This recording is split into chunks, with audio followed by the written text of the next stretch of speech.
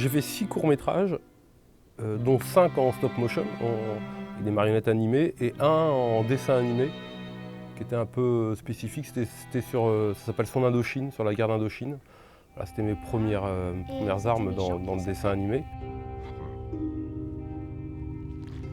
Papy.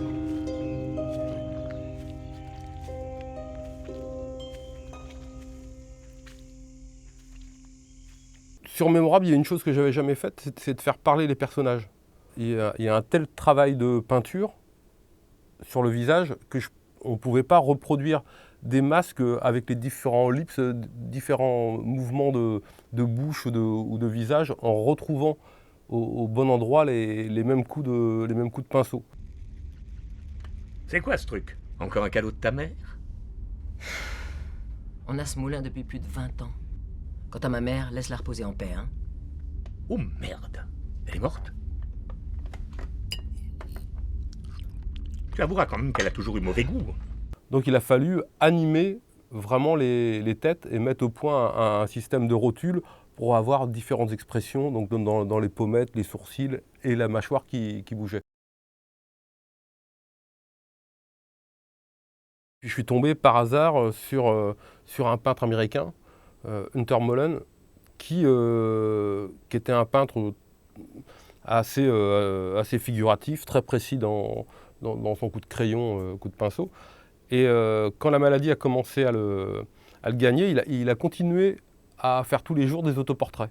Et c'est assez étonnant, le trait devient moins précis, les couleurs deviennent très très vives à un moment, et puis à partir du moment, sur les derniers 6 mois, la couleur disparaît carrément, et on arrive à du noir et blanc, et à la fin, les derniers dessins, on n'a même plus les yeux du peintre. C'est-à-dire il se dessine, il ne trouve même plus son regard.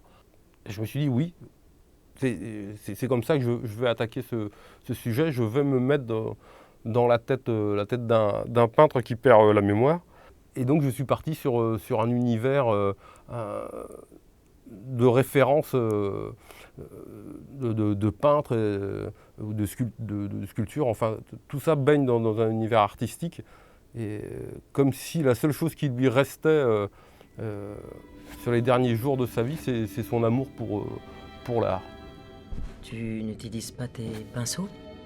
Non, peindre avec les mains réveille l'âme de l'homme primitif qui sommeille en nous. Qu'est-ce que tu racontes?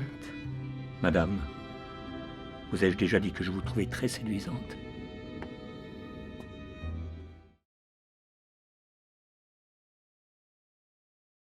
Il y a des associations qui ont vu le film et qui veulent m'inviter pour en parler. Oui, vous avez dû rencontrer des gens.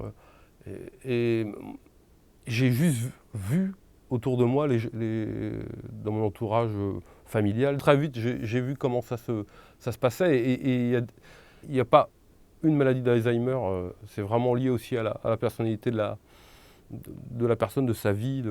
Il y en a qui deviennent agressifs alors qu'ils étaient doux comme des agneaux pendant toute leur vie, et l'inverse aussi est vrai.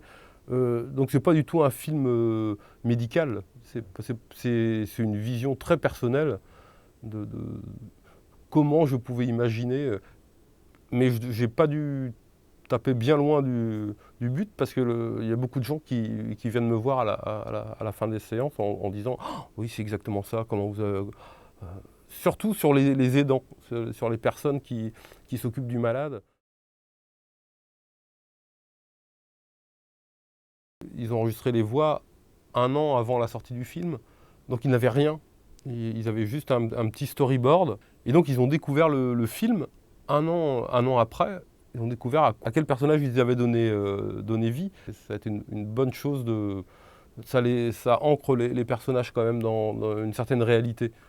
Ça boîte des marionnettes, le fait qu'elles aient des voix d'acteurs qui ne sont pas du tout en train de surjouer un personnage, je trouve que ça donne du poids à des petites marionnettes en latex.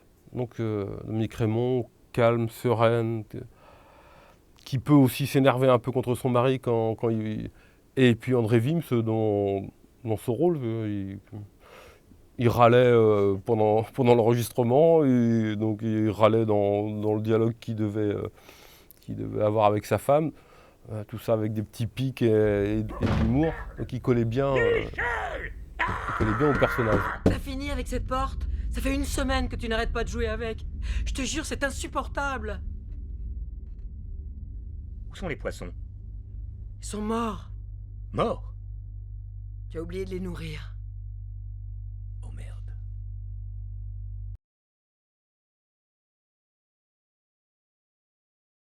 Bah, ouais, j'étais étonné parce que c'est 3 prix hein, quand même à Annecy. C'est 1, c'est bien, 2, 3, je m'y attendais vraiment pas. Et puis on n'est jamais, sûr. Comment le film va être perçu? Est-ce qu'il en a fait trop, Bruno Collet? Est-ce qu'il essaie de nous tirer les larmes? Est-ce que c'est un film touchant qui est juste? Tu sais pas du tout comment le public va le percevoir. Et ce qui m'a vachement touché, c'est que le premier prix, c'était le jury, le jeune jury. Donc c'était des jeunes de 10 à 13 ans qui m'ont remis un prix sur un film qui traite d'Alzheimer et d'un couple de retraités.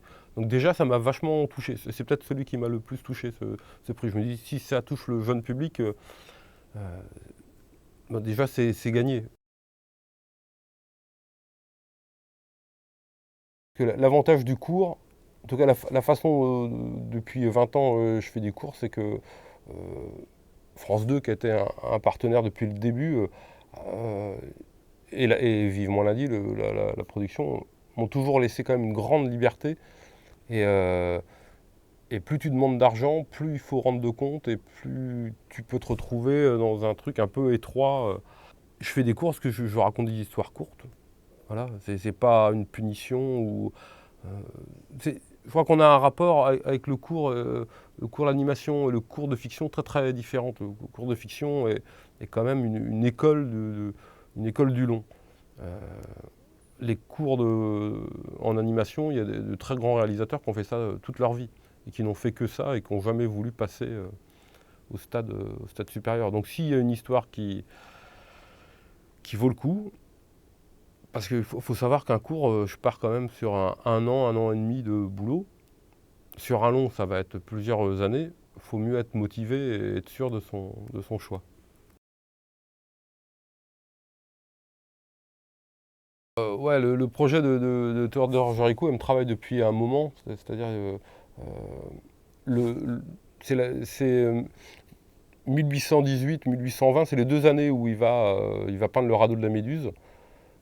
Donc j'avais envie, moi, de traiter du vrai naufrage de la frégate La Méduse, qui va inspirer le tableau, qui est un vrai drame maritime, avec 150 personnes sur un radeau, et au bout de 10 jours, on n'en retrouve plus que 15 de vivants, en sachant qu'ils se sont entretués. Il y a eu du cannibalisme. Et de l'autre côté, Géricault, la chute de Napoléon, Louis XVIII qui arrive au pouvoir, lui qui est plutôt bonapartiste et qui a envie de faire un pied de nez au roi, et la vie de ce Théodore Géricault, qui est un jet-setter de l'époque, qui est l'anti-artiste maudit. Il est issu d'une famille très très riche, il n'a pas besoin de travailler pour vivre, donc il a une très grande liberté dans le choix de ses sujets et aussi du traitement dans lesquels il va les faire. Donc voilà, j'essaye de faire emboîter ces deux sujets, le naufrage, le tableau et le peintre, donc qui est le lien entre ces deux événements. Voilà, donc avec un ton que j'ai envie toujours de garder un peu ironique, qu'on retrouve. D'ailleurs, j'ai l'impression que c'est peut-être le seul lien dans tous mes courts-métrages, c'est ce regard un petit peu grinçant, où on passe d'un truc un peu trash à une rigolade, un sourire juste derrière. Et j'ai envie de garder ça pour Théodore Géricault. Tu ne me lâches pas, hein? Ne vous inquiétez pas.